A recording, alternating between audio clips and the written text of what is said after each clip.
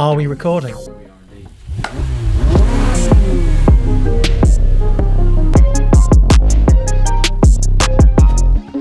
Hello, I'm Stuart Codling, and joining me to unpick the fastest firing in F1 in about 16 years is Alex Kalinauckas and Jake Boxall-Legge. Yes, Liam Lawson is on his way from Red Bull Racing to Racing Bulls.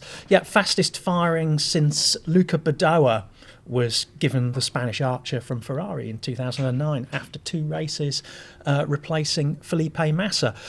So it's a difficult one, isn't it? We have a statement from Christian Horner about it. He says, "It has been difficult to see Liam struggle with the RB21 at the first 2 races, and as a result, we have collectively taken the decision to make an early switch.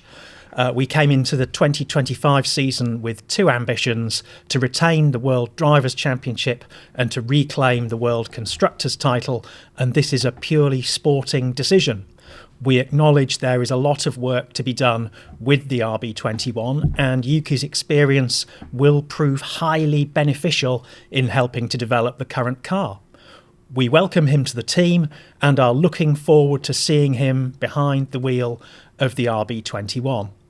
We have a duty of care to protect and develop Liam, and together we see that after such a difficult start, it makes sense to act quickly so Liam can gain experience as he continues his F1 career with Visa Cash App Racing Bulls, an environment and a team he knows very well." So, Alex, Yuki Tsunoda, a driver which Red Bull appeared to not rate the technical feedback from, and now he's the messiah in developing the RB21. What do we make of this? Well, I think the specific reference to the technical feedback just strikes me as nothing else other than arse covering. I don't like what experience will he realistically have gained in, what are we, in late March compared to December when the decision not to promote him was taken. He has been excellent at the start of the 2025 season. Like, he genuinely seems to have gone out and been like, right, I am proving you wrong. It really reminiscent, I think, of Carlos Sainz this time a year ago, out to prove Ferrari wrong for dropping him. And Tsunoda has been superb, but I don't buy the technical development. Like, what is he going to say about making that car better that Max Verstappen isn't? And if he's going to have the same troubles in terms of extracting the best out of that package as everyone except Max seems to be able to be, or seems to be having, why is it going to be any different? So I just don't buy it at all. It's like, they're basically, what's happening here, and the reason why I say arse covering is that they're correcting the mistake of last year, which was persevering too long with Perez. Now they've got, right, panic, other way now, we've got to be decisive, got to make a decision. And so, you know, it was just notable that, you know, I was in China, I was in the media centre there. The joke was, right, well, Red Bull have already lost the Constructors' Championship this year. They're a 1-car team again. So I get the impetus and the reason to do it. I just struggle to see this as anything other than they're correcting the wrong mistake. The mistake was not signing a driver of the calibre of Carlos Sainz or going back to Alex Albon after all these years. It's an error. It's probably the right decision, but they're not fixing the right error. In terms of it being the right decision, was Liam that bad in the first 2 races, Jake? I mean, it's hard to say anything other than yes, he was, unfortunately. Qualifying P18 for Melbourne, P20 in a China Sprint, P20 in the China Grand Prix. That's not... it was Red Bull as a front-running team. That kind of record isn't befitting of... I think I'm right in saying he never started a Grand Prix for Red Bull from the grid. On both occasions, they started him from the pit lane because the qualifying was so bad. They had to change the setup. He started from the grid in the sprint. In the sprint, yeah, he started on the grid because and he started P19 because Hülkenberg started from the pit lane. But it's a good fact. But otherwise, it's just been disastrous, unfortunately. What about the setup change that they kind of sprang on him, an experimental setup between the sprint, between qualifying, I think, and the race in China? Well, because that was because they'd moved. So for Melbourne, Lawson was running in a different spec to Verstappen, so he had the old nose, and I think, well, I say the old nose, the nose they ran in the first 2 days of the test, and the floor they ran in the first 2 days of the test, whereas Verstappen had the day 3 floor, nose, and other components.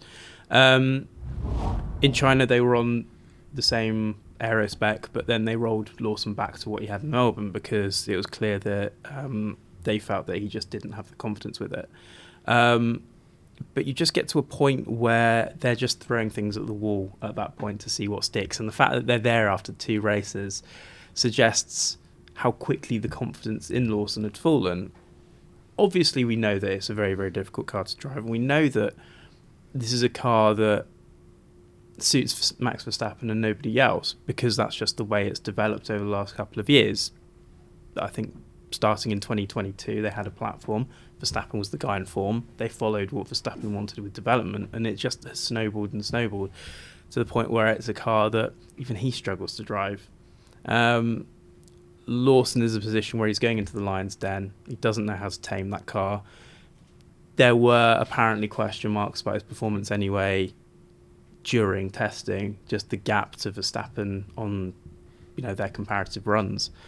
So it's just got to a point where clearly, even though it's an incredibly harsh decision, and even though it's obviously a car issue in not being user-friendly with the drivers, the fact that they have the data to say he's that far off after the first 2 races, that it's a bit damning for him as well as for the team. I think of all the Red Bull firings or axings, it really reminds me of the Nyck de Vries scenario, which he got more races, of course, only at AlphaTauri at the time. But basically, the Helmut Marko came out and said we never saw one good lap from him. So basically, they're acting from what they're already seeing in the data, and they just don't believe it can get any better. Yeah, Marco's infamous for looking at every single lap down to granular detail of particular cornering speeds. Even if you've won a race, he'll come to you and say, but on lap 3 at turn 5, you made a right Horlicks and lost half a second. But Helmut, I won. What do you think was it that prompted them to choose Lawson over Tsunoda in the first place? And what has changed? Is this just a desperate roll of the dice? I think my position is fairly clear. I think it's a desperate roll of the dice. But I think the two things that got Lawson that seat in the first place were it was a combination of the fact that they knew enough from Tsunoda. This is why the whole developing the RB21 is nonsense. Like they know what Tsunoda's capable of on that front, but it was felt the fact that he had so much experience at that point compared to how little experience Lawson had, that in theory he would have a higher ceiling and he would be able to achieve more because of what he'd shown just in those 11 races. So yeah, it was twofold. And the added element with Tsunoda was that there's this constant worry, and I maintain the same worry. He's fired up and he's doing incredibly well in a car that is, or has been doing incredibly well in a car that's much more compliant than the Red Bull. The idea that once he got to Red Bull, he wouldn't be able to cope with the mental pressure of being Max Verstappen's teammate, that will not change. If he turns up and puts it on pole position at his home race in Suzuka, fantastic, I'll eat my words, brilliant, superb. I just don't believe it will happen. If he doesn't make it to Q3, that's a disaster for Red Bull. And at his home track, it just adds to the pressure. He may do it, and I hope he does do it, but it's just the twofold thing. The things that were true of what Red Bull felt with Tsunoda in December, other than the fact that he has got better and he does seem to be really channeling that energy very well, they haven't changed. They just can't have changed. And of course, the other question is, will he be able to drive the car? It's got a very narrow setup window. There is a lot of noise. We probably have to address the point of it's become almost a captive subject, hasn't it? And it's become an established narrative, almost a cliche, that the Red Bull is only drivable by Max. Can we put our finger on whether that is the case and how it kind of got there? Well, it's because it's so on the nose, and essentially you're turning the car into the corner and you're just having to catch the rear because you're driving it so at the front. And Verstappen likes that. He likes the reactive car. He likes sort of being able to just hustle it into the corners and attack. And again, as I said, it's just the way that the car's developed. It's you follow the quicker driver, and so Verstappen wanted upgrades to go a certain way, so naturally they have, because he, I guess, has shown in his sort of his oeuvre, if you will, that if they chase that particular direction, then the car will go faster, then Max will go faster. And so you can kind of see that over 23, couldn't you, when Perez was very close to So Verstappen. it's Spain 23 that's the key upgrade, 23. because that's what the Horner referenced it at the weekend. That's where you see Perez's results nosedive, and that's particularly where the car became so quite clearly on the nose. Yeah, it was because it was really kind of not massively neutral at the start of the year, but it was in a place where Perez was kind of comfortable, and then suddenly just goes downhill. And that's just the way it goes sometimes. But I'm going to be optimistic because I like Yuki, and I think he's a really strong driver. I think he's sort of progressed quite a lot over the last couple of years as well. Whether he's ready for this challenge, I don't know. Good luck to him. He's going to need it. But maybe he goes into that team and says, okay, puts a different light on things. Why is this like that? Or why is that like that? How can we make this sort of a little bit more equitable?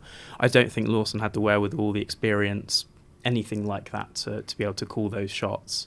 I think had Red Bull had a car that was easy to control, throwing Lawson in would have been fine, because ultimately he could get what he's given and do a reasonable job with it. But the problem is, I think it requires a lot of driver input to get working. And, Yuki's in his fifth, sixth season now.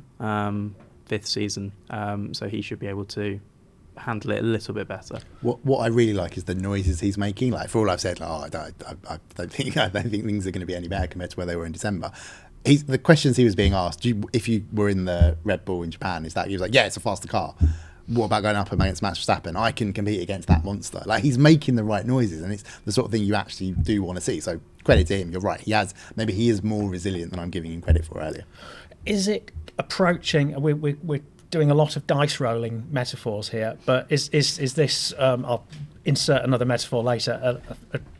A last opportunity for Yuki. We know that Honda have said you're on your own, pal.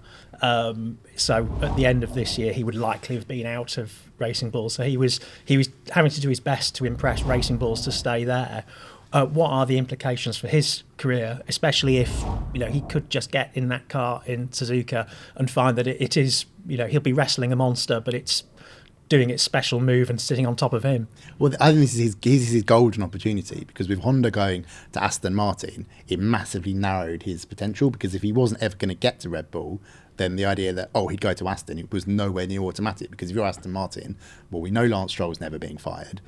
He's not an upgrade on even an ageing Fernando Alonso. And then there's this spectre of, will they throw all the money in the world at Max Verstappen? So where's his in there? Even though they've got Honda power, it just didn't exist. If he can go to Red Bull and succeed there, then that's a massive opportunity for him. This is now really his big shot at staying for the long term. What about Liam, though? Because obviously he's been bunked down. Traditionally, you don't really make a comeback once you've been flushed from Red Bull Racing. Certainly in the early days, there have been a few people who've bounced between the two. Just looking at Christian Horner's statement and the sort of what we might look at the afterthought final paragraph of the duty of care. What does this mean for his career? Basically keeping Arvid Lindblad's seat warm for him? Well, I guess it depends on how he goes up against Isack Hadjar, who is, JBL, you wrote that piece yesterday for Autosport.com, doing very well other than spinning out on the formation lap in Melbourne. So yeah, it's good that they haven't dropped him entirely. There was some suggestion that maybe Franco Colapinto would come into the programme and Lawson be ejected entirely. I think that came entirely from the Colapinto camp. Could be wrong about that, but that's my sense of it. I think it's a good guess. It makes sense just to keep him in the frame, but why would Red Bull want a driver who's already on loan from Williams at Alpine? And very complicated. Yeah. Anyway, it's good for Lawson that he's not being dropped, but my worry is that now we're into Daniil Kvyat territory, like 2016. Like, just every time he appeared on camera or appeared in front of us in the press interviews, he was a broken man. And he'd had his shot, had a real shot at Red Bull, and it hadn't worked out. With Lawson, he does have the opportunity to rehabilitate himself, and it just depends on how it bounces back. But I thought he was delightfully honest in things that he said in China. Like, he basically just fronted up to the fact that he'd already been told, sort it now or you're gone. Like, I need time, I'm not getting time. At least he has the chance to show it. But as you say, Goddard, Red Bull does have an alternative in the pipeline. It's just that every single alternative since Gasly, Albon, etc., I just don't think they've been up to scratch. Now, Jake, as Alex mentioned, you did write about Isack Hadjar's less difficult second outing in China. Where does this development leave the Red Bull driver programme? Because it's notoriously up or out, and they've outed so many people that there's not many people left in the pipeline ready to jump in. Well, we were having this discussion before we came on air, weren't we? It's just a point where everyone else has developed their driver programs to, I guess, be a little bit more equitable to young drivers. Obviously, they're in a competing marketplace, so they need to be as appealing as possible to these young drivers. This is not about just giving them a chance and sort of being able to hinge your entire development program around that. It's we want you for the future, we rate you, and we'll do this for you as well. So it's kind of a two-way system now, and I kind of guess Red Bull hasn't maybe got the memo on that. I mean, obviously it's given countless drivers chances in Formula One, and I think that's its main selling point. But the thing is, it just doesn't have that. It doesn't feel like it has that long-term support structure. It doesn't feel like it has a kind of after the life cycle kind of idea of what to do with its drivers after time. It used to, funnily enough, it used to have like IndyCar programs and NASCAR programs that it would throw its drivers into, but it doesn't really have that now. But it's difficult because they're now competing against McLaren, and Williams' driver academy has come on a long way. Ferrari's always had a very strong one. Mercedes sort of, I guess, more focuses towards one or two rather than just sort of taking a load on. So it does seem to be kind of the drivers that are not quite the peak prospects coming through, but maybe just a little bit below that. And so that's why you see so many drivers sort of getting support and then being kicked to the curb and that sort of thing, because invariably they haven't worked out. That being said, I have been impressed by Hadjar in the first two races. First race, really. First round. Melbourne was a non-start. It could have happened to anybody. It was just, well, it did happen to quite a few other people. Yes, exactly. It's just, rookie going like 2 centimetres offline and ending up in the wall. But China, he was really, really strong, and it just seemed to suit his driving style. I think he said before the weekend, actually, it was his favourite track of the F1 games. So he just sort of got in very slightly quicker than Tsunoda in qualifying, and it was just because he seemed to have this brilliant grasp of the opening corners and timing the braking point for turn 6 as well. And so I was super impressed with him. Race pace, still a little bit lacking. Sprint race, he was just behind Tsunoda on race pace the whole time. During the Grand Prix, I think their medium tyre stints were very, very similar. Hard tyre stint, it's his first long stint on a set of Pirellis, so I think there were long periods of time where he was just sort of very behind Tsunoda in race pace, but otherwise it was really, really strong, and it's just something that will come to him with time, as long as he's afforded it. Well, that's about it from us in terms of analysis. Let us know what you think in the comments. Is this an upgrade? What do you think about the Red Bull Young Driver Programme and the state of it? Will Liam Lawson, as predicted by Max Verstappen, be faster in the racing bulls? Will he overtake Yuki Tsunoda and give him the finger? We're entering the realms of pure speculation here. For more facts, keep trotting back to autosport.com.